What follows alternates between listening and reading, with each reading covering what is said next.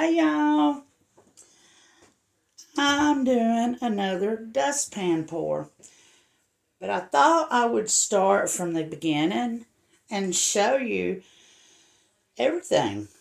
This is an 18 by 24 inch canvas. I have already painted the sky portion with my beautiful Modern Masters shimmering sky. I love that stuff. That's the reason I bought a quart of it.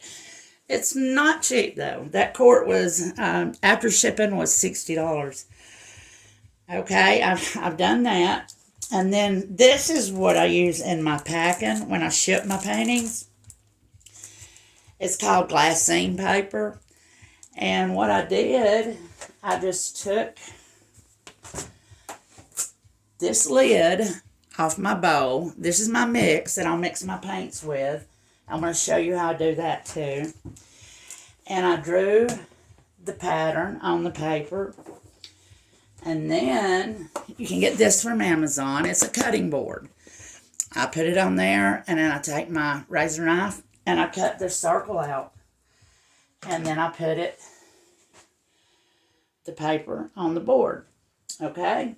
And I want to make sure that I have it centered, so I measure from side to side. I want 4 inches. So it needs to go over a little bit. Also, on this one, I'm going to do blues. I want more of an ocean feel. And I'm also going to put some sand down here. So I want to move my sun up a little bit. So I will have room for the water, and then a little more room down here for the sand, okay? Now I'm going to show you how I spray it. Now, I watched Sarah Mack very closely, and there's a little trick to it when you spray it. You don't, first of all, you want to shake up your paint. And what I have is the Rust-Oleum Metallic Gold. You don't want to spray straight down into the circle because it'll blow your paper. And I watched, like I said, you got to watch every little move these artists make if you're wanting to learn. She sprays the paper first and goes inward like this, okay? So here we go. See, like that.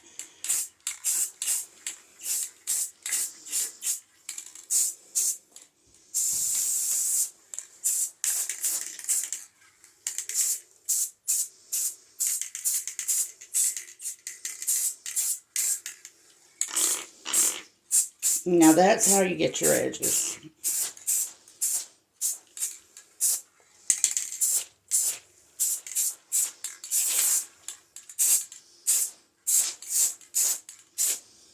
And there we go. I want to look around and make sure it's all covered. And it is. And then you just move the paper. Looky there. See? And that's it. And of course you're going to let this dry before you do your dustpan pour. And while I'm letting it dry, I'm going to show you how I mix my paints. Okay? Hey y'all. I'm back. Okay. Y'all just seen how I make the sun on my dustpan pour. Now I'm going to show you how I mix the paints. Now this is a very thick mixture. So don't let that scare you, because the heavy gel gloss is very stretchy. It will dry just fine. I will show you the other painting, how it dried, here in just a moment. But this is it. It's golden heavy gel gloss. Right here, what I have mixed is 4 parts American Floetrol, not 3 parts like I do with the regular gel gloss. The regular gel gloss, I do 3 parts American Floetrol. With the heavy gel gloss, I do 4. So it's 4 parts American Floetrol, 1 part of the gel gloss. The part, it doesn't matter how. If you want to use a cup, use a cup. If you want to use a half a cup, use a half a cup. But just measure it in parts. And it's really thick. My hand's in the way. Let me use the other hand. Okay. Now what I'm doing on this one, on the last one was purples.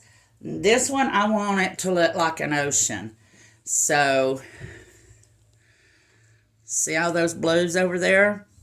Lots of blues in this. But on this one, I'm doing sand color. I'm doing right at the bottom, about that much of it's going to be sand. I watched this I learned it from 2 different people.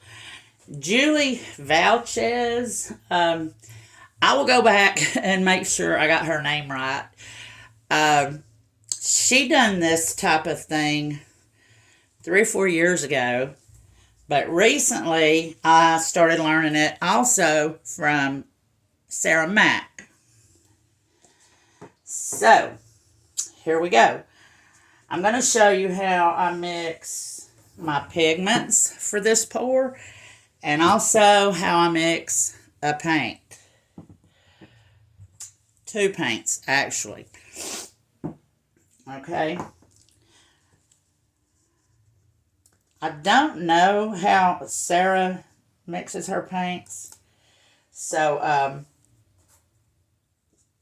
this is mine. This is how I do it. You know, I melt my pigments in the Joe Sonja.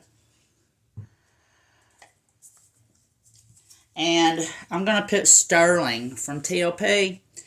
I'm going to put sterling in this one.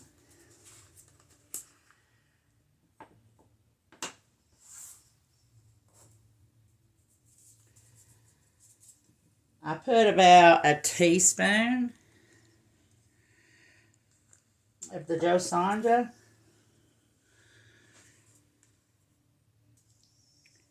And a hefty scoop of the pigment. And you want to stir it very slowly, because it'll poof up in your face and you'll breathe in those tiny particles, and that you don't want to do that. It's not good for your lungs.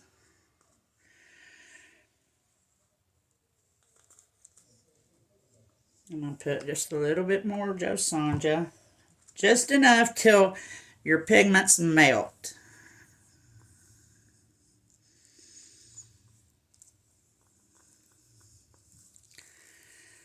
And you know these cups has that little rim in the bottom, so you need to go around it with your stick. And actually what this does, it makes a paint.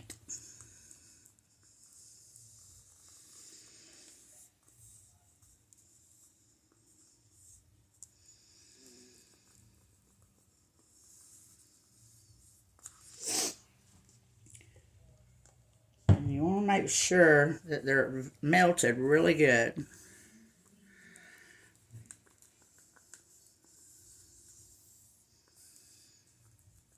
Okay. This is my gel Floetrol mixture.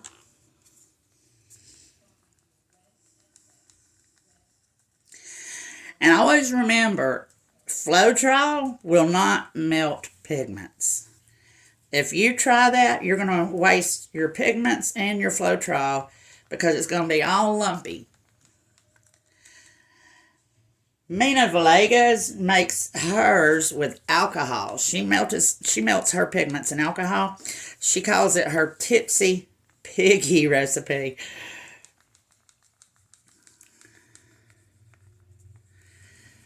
I've had this Sterling by TLP for 2 years. This will be my first time I've used it.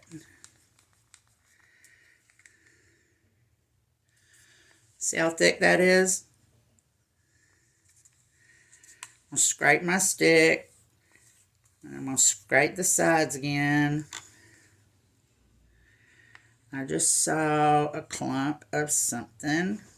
We're going to get rid of that. I think it came off the Joe Sanja bottle.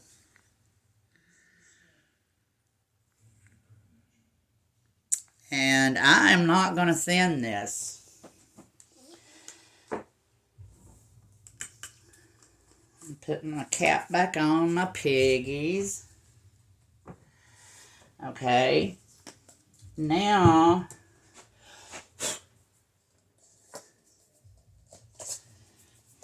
I hate having dog fur everywhere.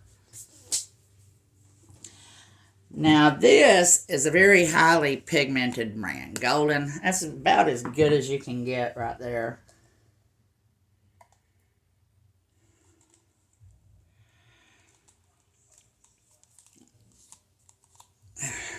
Dang it. That's about 2 ounces. And I'm going to put about 1 ounce of this. And yes, I'm eyeballing it. You can measure it if you want. A healthy scoop of that.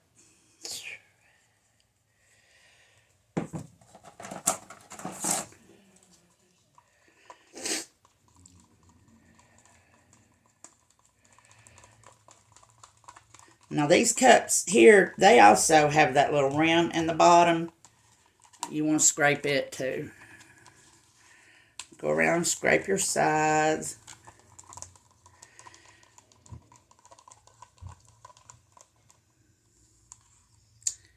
Now that's very, very thick. That is too thick. That's when you bring in your Floetrol. None of my paints over here have any water in them. I thin them with the Floetrol.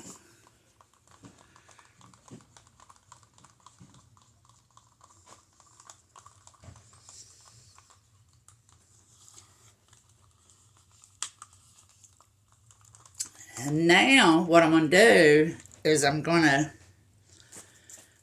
cover everything with this press and seal, and I'm going to let them sit for at least a day, maybe 2, to get the bubbles out.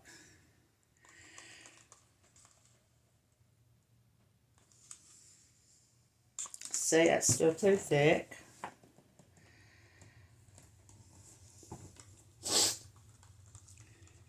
You want it pourable. You want it thick, but you want it to be pourable. There we go. See all that dark paint that's still on that stick? That's why you want to scrape your stick.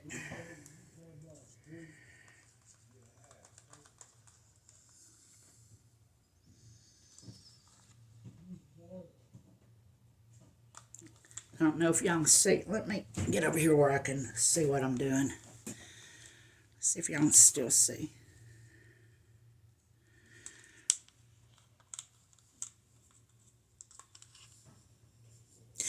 There's a band on my little phone holder that's covering up. There we go.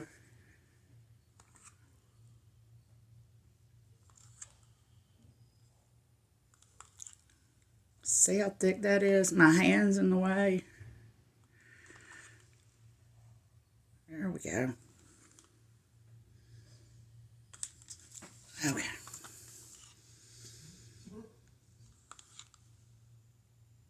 It's very thick, but it is pourable.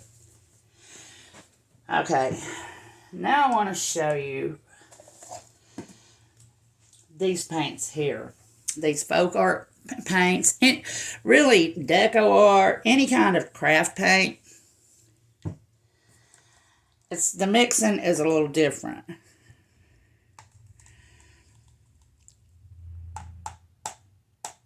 I'm going to put about 2 ounces. 2, 4, 6.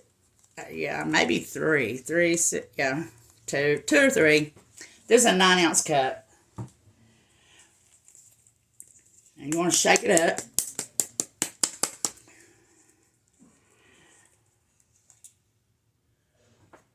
But I want to mix these 1 to 1. 1 part pour medium, 1 part paint.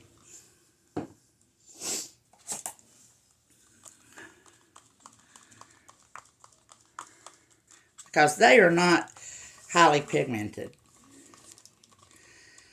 And if you want them to show up in your painting, you want them to be, you want it to be pigmented. So you have to use a lot of it. Is that not pretty? I think that's going to be pretty ocean color.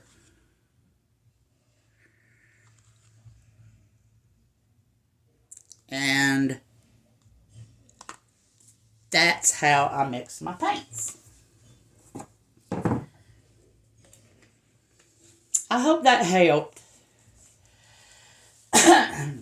So as I said, I'm going to clean up my mess, put lids or this press and seal, and let my paint sit for a day or 2. And y'all can see what I paint, okay? Thank you for bearing with me. If you've never watched my channel, please subscribe. And don't forget to tap the like button. One of my followers said the other day, she said, Rhonda, you've got so many views, but only like 8 likes. She said, tell your viewers to hit that like button. And I'll see y'all in a day or 2, okay? Bye. Oh, hang on. I wanted to show y'all something. There's my last hummingbird painting.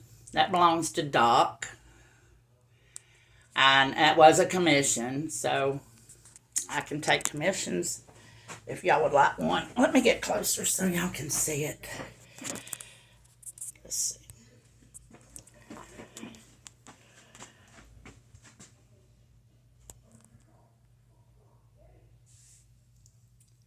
This is a 24 by 24 inch. I have lots of previous videos of doing this type of thing. See the little hummingbird? I call it my hummingbird diamond Dutch pours. All right. Y'all have a good weekend. Bye-bye.